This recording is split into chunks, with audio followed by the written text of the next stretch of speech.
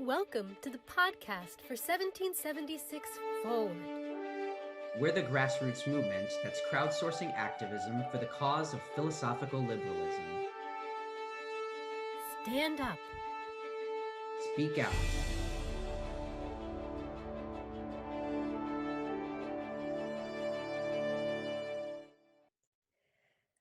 Okay, let's get started. Today, I'm delighted to have our other new podcast host, Robert Garmong, who is coming with us all the way from China. Robert is an American philosopher, but who has now lived in China for many years. And I think we're going to have a really interesting conversation about what it's like to be an American in China these days. So, welcome. I'm so glad you're here with us. So thank you for having me. It's very nice to talk with you.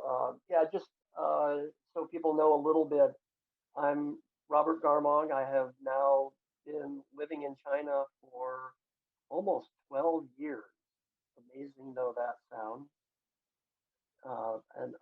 I was a university instructor in the States, and I had opportunity to come over to China and teach at a university here, where I taught Western civilization and philosophy, and including a class titled The Moral Foundations of Capitalism at a government university in the People's Republic of China.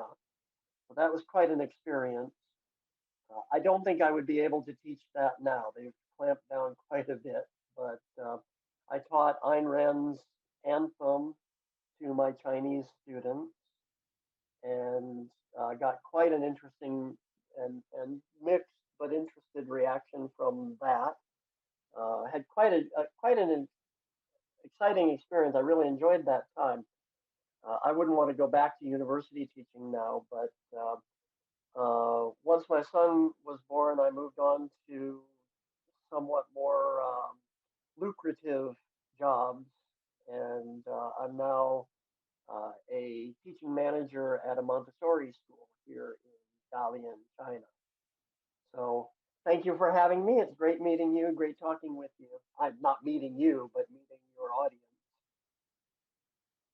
Well, you're definitely meeting the audience for the first time, and I'm glad everyone is having an opportunity to meet you. And I'm looking forward to seeing the future episodes you'll be able to do for our 1776 Forward podcast.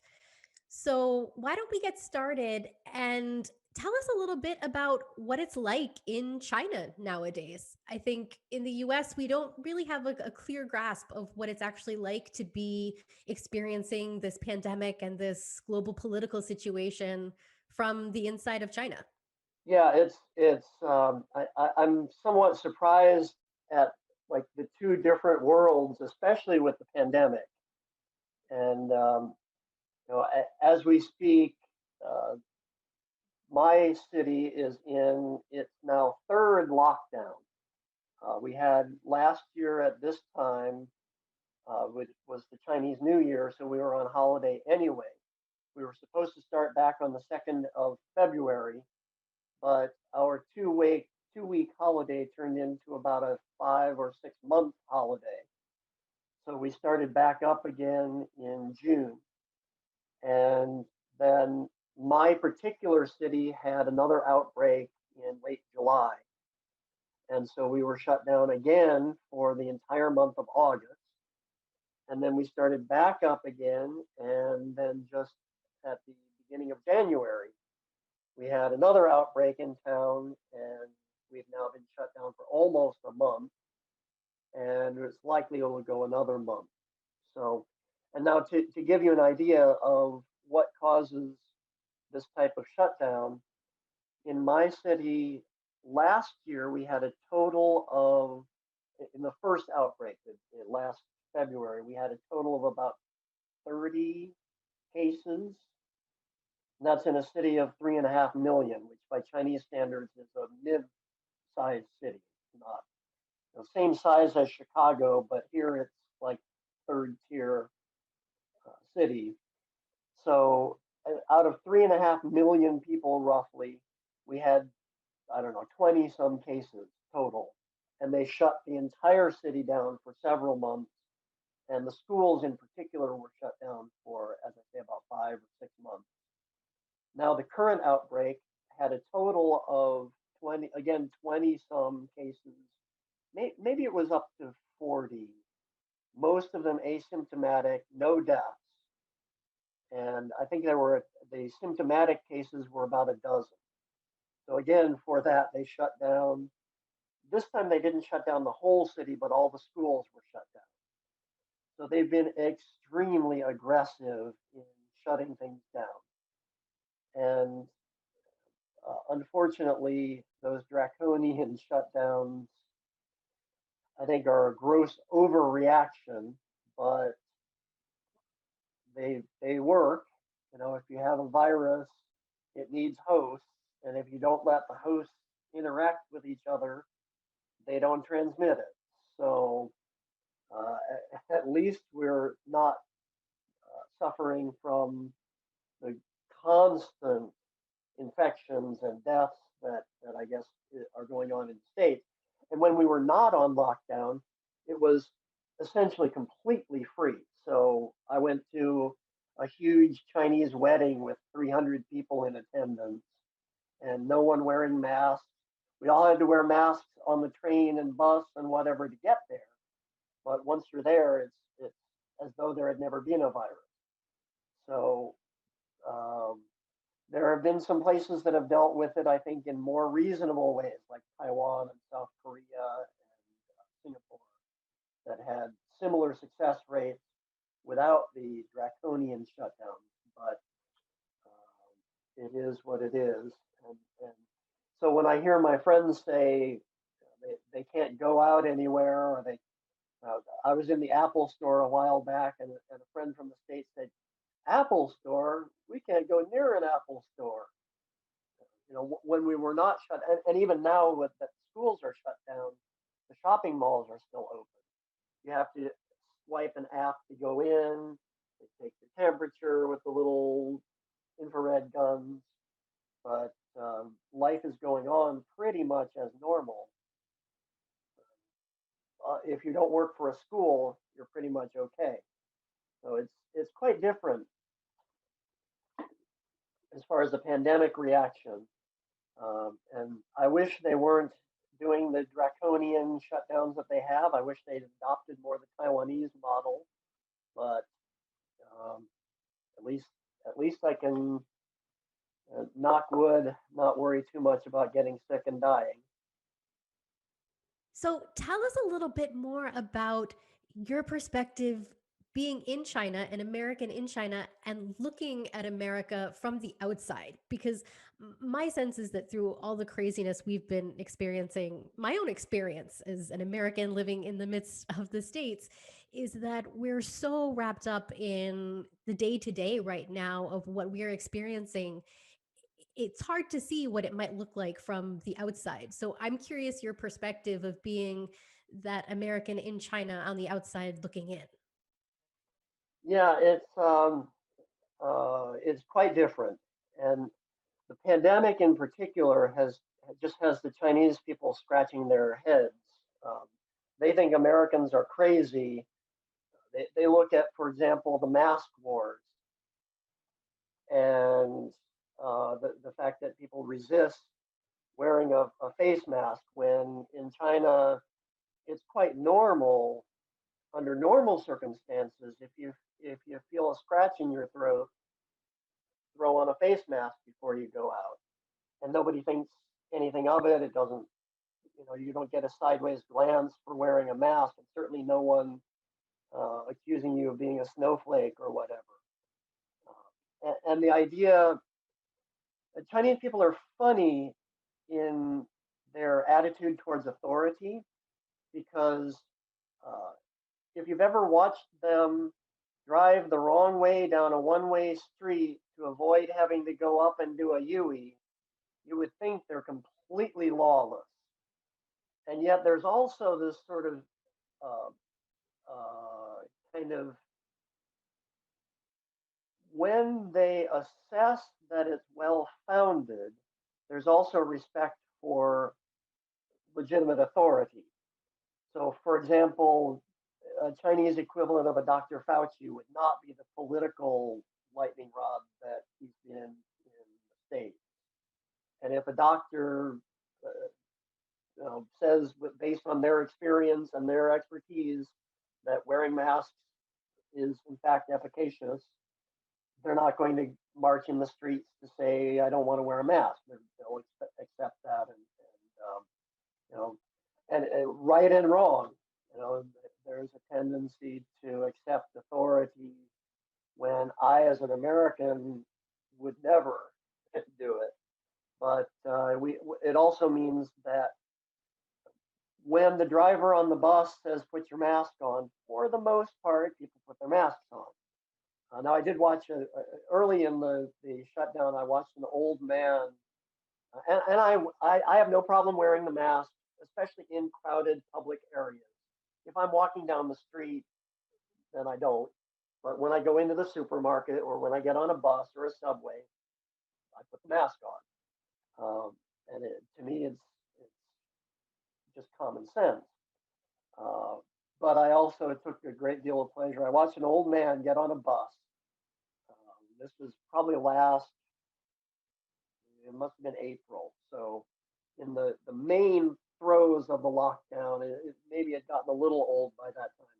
And he did not want to wear his mask. And the bus driver made him put it on, and he fished around in his pocket for this old bedraggled looking thing, and he put it on like this until he got to his seat and then put it back on. Well, the bus driver saw him take it off and stopped the bus and said, put your mask on. The guy said, I'm going to die any day now anyway. What do you care? The bus driver said, oh, you got to put the mask on. So he put it on, and he was just cursing up one side and down the other. And as an American who wears the mask, I nonetheless was like, you go, brother. He reminded me of some of my more crotchety family members from back in the States. So there is that kind of anti-authoritarian strain.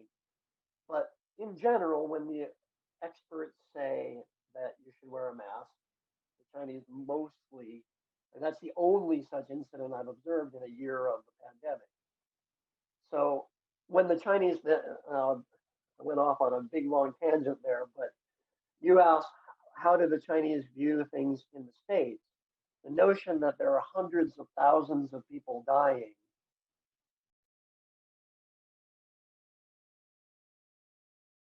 and it's just the Chinese people think we're all completely insane. And they may be right to some extent. On the other hand, the Chinese are a little too willing to accept the complete lockdown. The fact that, for example, travel is going to be heavily, heavily restricted during the upcoming Chinese New Year, which is now the Chinese New Year is coming in early February. And for viewers who are not familiar with this is the largest mass migration in the world. It beats the Hajj in the Middle East. It beats anything you can throw up against it. There are literally hundreds of millions of people who have moved from their ancestral homes to the big cities for work, and they get to go home, and they may have left their children behind being cared for by grandparents. They may have left their entire family. They may own an apartment back home. They live in a company dorm in Shenzhen or Guangzhou or some other major industrial center. And they have 2 weeks of time to go home and see their family. And it's like Christmas, New Year, Thanksgiving, and every holiday we celebrate wrapped into one. So it is extremely, extremely culturally important over here. And they're putting heavy travel restrictions. They're trying to prevent people from going home at all. They're giving cash incentives to migrant workers to stay in their company dorm over the holiday. So it's going to be a major disruption to the upcoming holiday, and yet people are mostly tolerating it. And the shutdown of schools is a major imposition on families, and people tolerate it. So I think they're a little too tolerant of the shutdown. But on the other hand, you know, they wear the mask, they keep their distance. People who normally would be bumping you out of the way to get on the bus are staying 6 feet apart. So it's quite different. And they look at the U.S. and say, with 400,000 people dead, and what people are worried about is whether they have to wear a mask when they go into the CVS. It doesn't compute for Chinese people. I think it's interesting the different cultural attitudes you're pointing out. And I'm curious to even hear more your perspective of how that compares to both America today and America of the past. Because I know in your work as a philosopher, you studied the history of liberalism from Locke to Mill. So I think you have a certain perspective on even what the spirit of liberty or the attitude toward liberty was in historical times, and maybe how that's still true or different from what we're seeing in the West today. Yeah, that's a really interesting question. And in a sense, there's a continuity. In a sense, there's a discontinuity. Now, my publications have mostly been on the history of the concept of freedom or liberty and what it meant throughout history. And as you mentioned, particularly the difference between philosopher John Locke and John Stuart Mill. And in in the American tradition, we were always based on the ideas of John Locke, first and foremost, the idea that there are inalienable rights to life, liberty, property, pursuit of happiness, and that you should have absolute freedom from coercion. And Locke himself was very clear that he means physical force by the state primarily, but the state as the agent to protect you from physical force from your fellow man. And that was the traditional understanding that informed the American founding, and I think always was the dominant philosophic understanding of freedom. But along with that, and I think Americans were also not traditionally philosophers. There wasn't, the people who first came to the U.S. were practical, get it done people. Right? You didn't come over in the 1600s because there was a sinecure at Harvard or Princeton waiting for you. You came over because you wanted to clear a plot of land and make life for yourself with your hands. And so there was also, along with that philosophic understanding, we would call it a philosophic understanding of liberty, there was also a kind of, it's sometimes termed pragmatism, but I don't think it's necessarily pragmatism in the philosophical sense. It's an orientation toward the practical that came with a certain scoffing at the egghead intellectuals, the pointy-headed academics. And that had a good side and a bad side.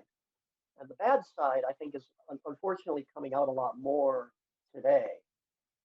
And that bad side is the notion that the pointy-headed academic or the intellectual or the authority doesn't know anything real. They just live in the ivory tower of abstraction and impractical ideas. And so if something is based on some authority, then I'm inherently going to push against it or outright reject it. And I think that's a lot of what's going on now with people protesting against masks and so on, social distancing and all that. I think there's a lot of, or people even flat out rejecting the notion that there is a deadly virus out there that actually killed close to 500,000 people. I hear people still arguing that it's no different from the flu, when I think that's just clearly preposterous. But it's preposterous based on research by authorities in the field. And so if you begin with a kind of rebellion against or rejection of the arrogance of the intellectuals, then there's a tendency to want to just say, phooey on all that. I'm not sick, my family's not sick, so it's not real. And then alongside that, you asked specifically about the notion of freedom, and I think that's really on point here. The country was founded on a philosophic idea. John Locke was very influential on the American founders, but that's not necessarily how people understand that idea.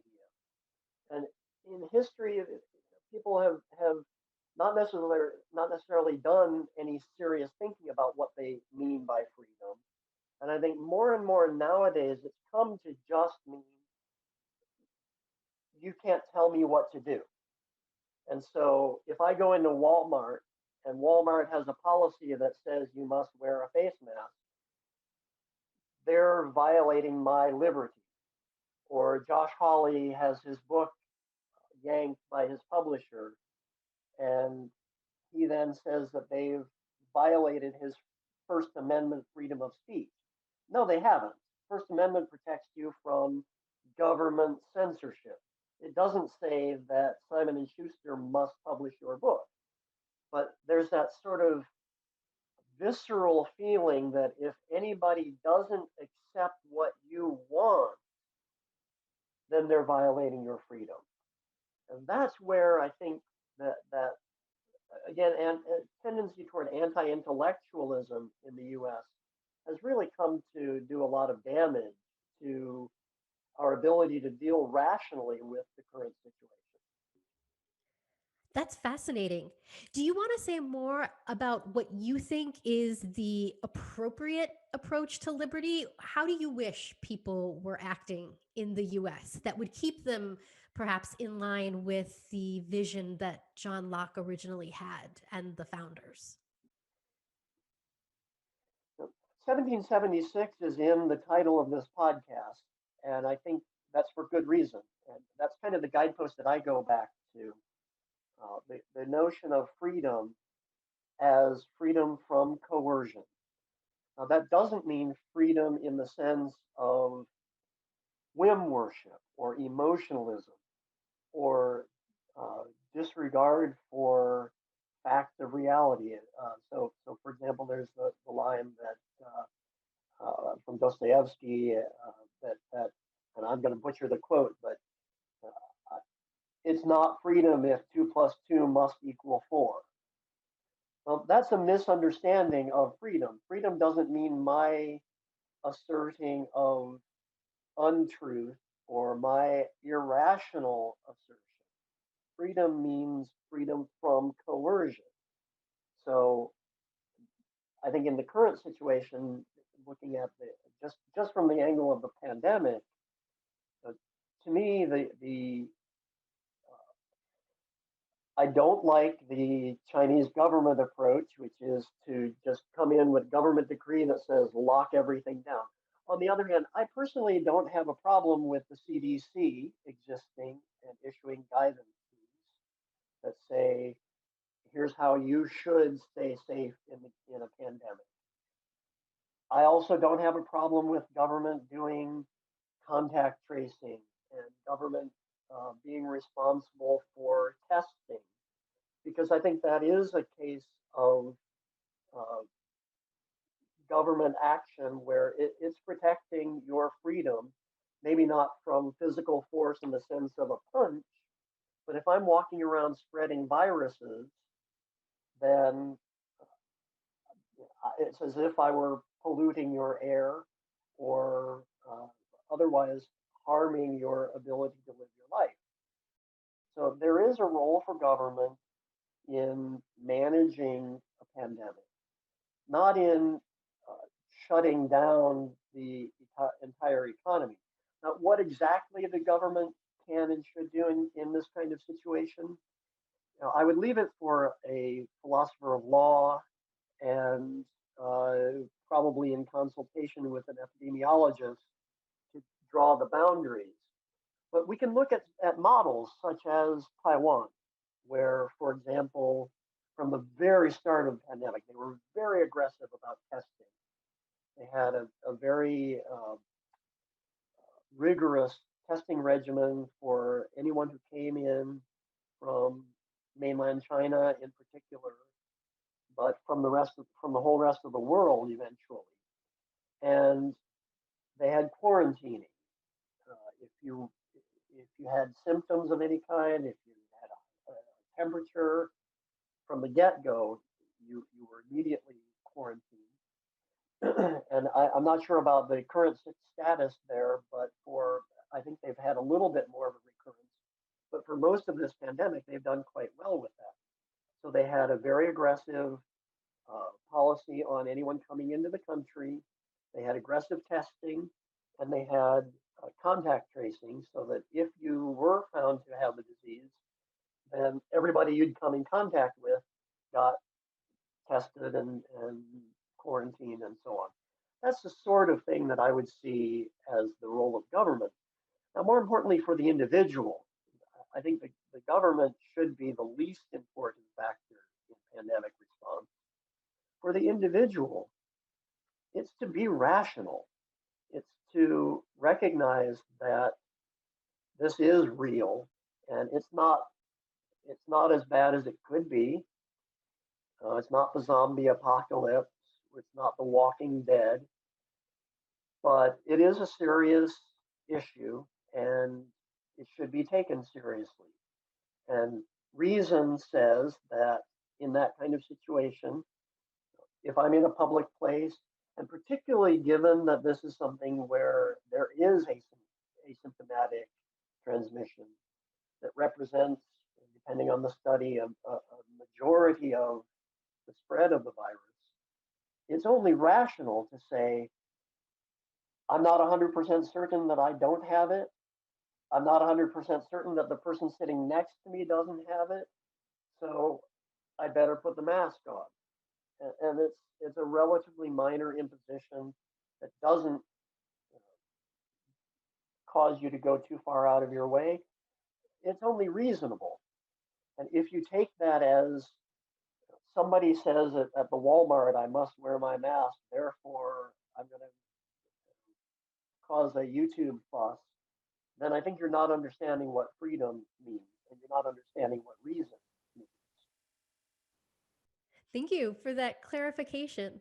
So I think we're almost out of time, but were there any last points you wanted to make or let people know where else they can find out more of your work? Oh, yeah. We didn't even talk about the rest of what's been going on in the States, the political situation, which I think has also been quite an embarrassment. And just to put a cap on the discussion of my perspective as an American living overseas. When I came to China more than a decade ago, America was still seen as the height of competence and economic success and a political ideal, not to the Chinese government necessarily, but to the Chinese people. And the students I was teaching wanted to know how they could get some of what America had. And unfortunately, there's a lot of propaganda and a lot of the government has been increasingly going the opposite direction. But also just from what the people can see, America has not put a good face to the world. If there's a pandemic that's killed 400,000 people, and what people are incensed about is having to wear a face mask in Walmart, then there's something off. and it's visibly off to the rest of the world. And one thing about living overseas is I can see the U.S. as if through a mirror or as if through a telescope, I guess, not from the inside, but from the outside. And it's not pretty. When we look at the U.S. Capitol being stormed and at state capitals having armed protesters breaking in with assault rifles in the seat of government, this is not a good look for our country. It's been very embarrassing to me. And I think America is going through a really terrible time. And I hope we can go back to that spirit of 76 in the true sense, the sense of the age of reason, the age of enlightenment, of liberty as freedom from coercion. And that does not include the freedom to endanger other people. It doesn't include the freedom to threaten people's lives with your AK-47. It does mean the freedom to live your life without interference of coercion from other people or from the government. So that's sort of my perspective as someone who has been very frustrated seeing America from an overseas perspective. As for my own work, I don't have a website quite yet. I'm working on that at the moment, but you can find me on Facebook and other social media as R. Garmong is my contact. That's RGARMONG. And very shortly, I'm just finishing up my first Amazon publication, which is on. It's basically an extended discussion of philosophy. Who Needs It? A lecture by Ayn Rand. The title is Why Philosophy? The Importance of Ayn Rand's Objectivism. And that's unit one of a series that I'm planning as an introduction to Ayn Rand's philosophy of objectivism, which will eventually be an online course available and a series of booklets available on Amazon, all to be announced shortly. Wonderful. And I'm also looking forward to seeing the contributions you'll continue to make to this podcast from your really unique and interesting perspective. Thank you again for joining us today for this interview. I'm glad the audience got a chance to meet you and looking forward to seeing what comes next. Well, thank you very much for the opportunity. It's been a real pleasure and nice to see you again. All right. Bye, everybody. We'll see you next time.